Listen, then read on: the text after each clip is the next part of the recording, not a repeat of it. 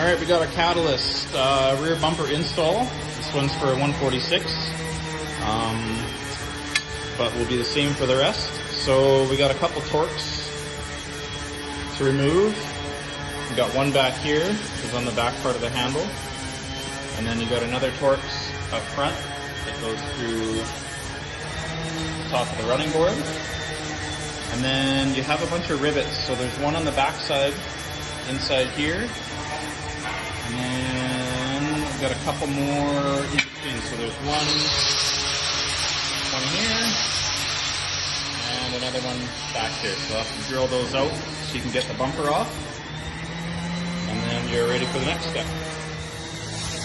Alright, next step is for the bumper to fit in here properly, these back tabs need to come off. So we've already cut the one off the other side already. So it's easiest, you can kind of cut it with whatever you want, but just use a zip disc. And you're going to follow the profile of the tunnel back. And then you're almost going to cut in this way to cut this off flush.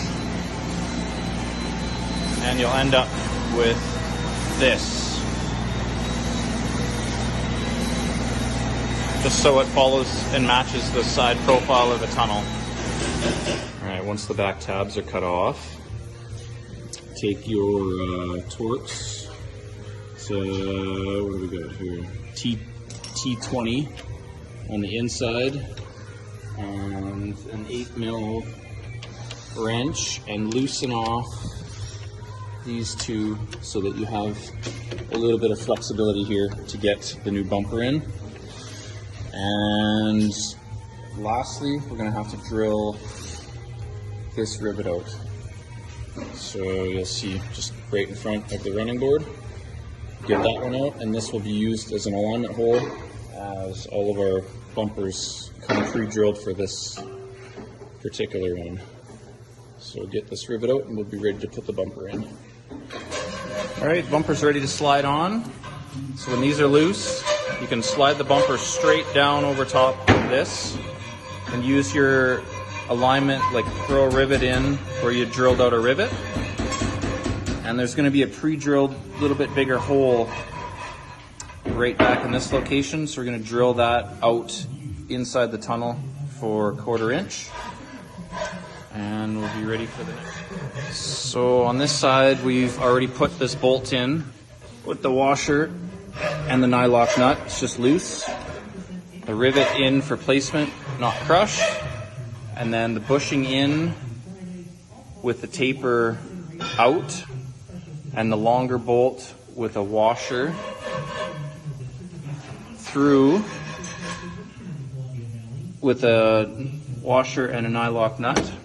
And for this bolt, you're going to have to run a 1/4 inch bit through the plastic kind of at an angle and get it into that location, and then just pull it over and kind of oblong out the hole a little bit, because the factory is bolted from the outside on the bumper, and then there's a rivet offset from the inside to hold that factory bumper on. So it just has to oval out that hole a little bit so that bolt will go straight through. And get those in place, and then we're going to crush these rivets on each side and then tighten up these bolts. Once you're happy with the placement, if you got to fine tune it a little bit, and then you can start at the back. And we're going to drill these out to 1/4 inch and bolt this as well. Once everything's bolted, we're going to start from the back and work our way forward and rivet. There it is. All installed. Longer bolt. Tapered bushing to oval out the plastic a little bit. Got your alignment rivet hole when you first put the bumper in. Shorter stainless bolts.